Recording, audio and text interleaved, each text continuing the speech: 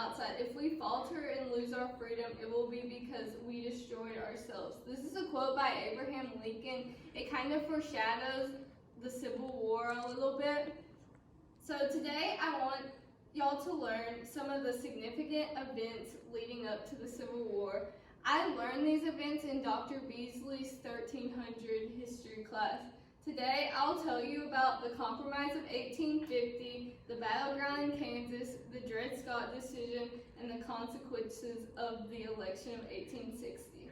So the Compromise of 1850, John C. Calhoun, he was a Southerner. This was a dispute in Congress. He really wanted slavery in the South and said he wanted to start a war if there was no slavery in the South. This was the first mention of the Civil War. Daniel Webster was kind of a moderate. He really didn't care about the events. He just kind of wanted compromise. William Seward really wanted slavery to be banned, and he really pushed for Northern rule. And according to history.com, this was the compromise. California would be a free state, no slave trade in D.C., the New Mexico and Texas border dispute would be solved, New Mexico and Utah would be determined by popular sovereignty, and the fugitive slave laws.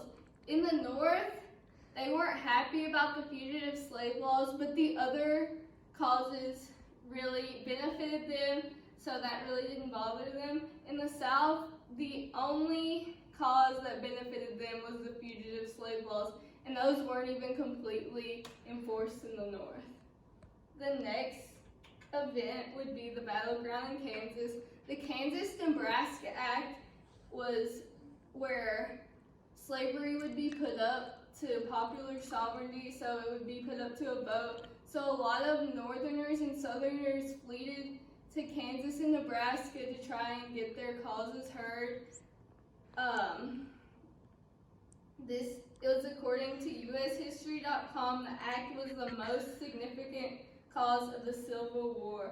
And according to my lecture notes, the Republican Party was formed in spite of the Kansas-Nebraska Act because they were really against the spread of slavery, and they did not want it spreading to Kansas and Nebraska.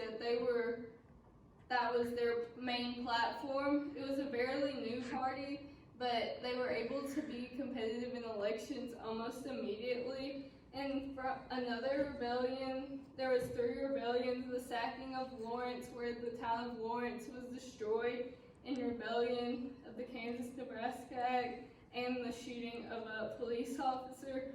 Pottawatomie Creek was John Brown.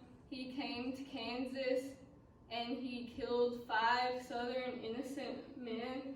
And Senator Brooks was attacked in Congress by another congressman because they had opposing views. So the tension was heating up. Next, the Dred Scott decision.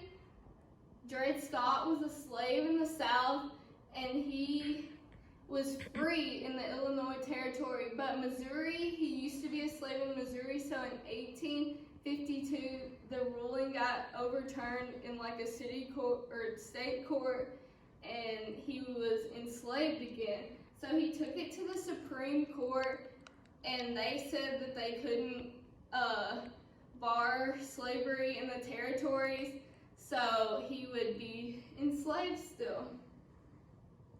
And PBS.org, according to that website, it really made Northerners upset. And this is when they started feeling that they needed a civil war.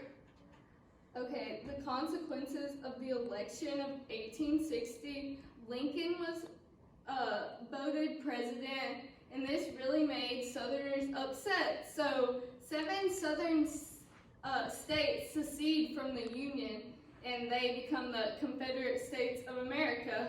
And so Lincoln's goal is to preserve the Union. That's like his goal. They want to go into war, but they really don't have a reason. So then Southerners destroy Fort Sumter, so that gives them a reason for the Civil War, and the Civil War begins. Now you have learned about the events leading up to the Civil War. I have shared with you the details about the Compromise of 1850, the battleground in Kansas, the Dred Scott decision, and the consequences of the election of 1860. Thank you, and I look forward to the rest of y'all's speeches.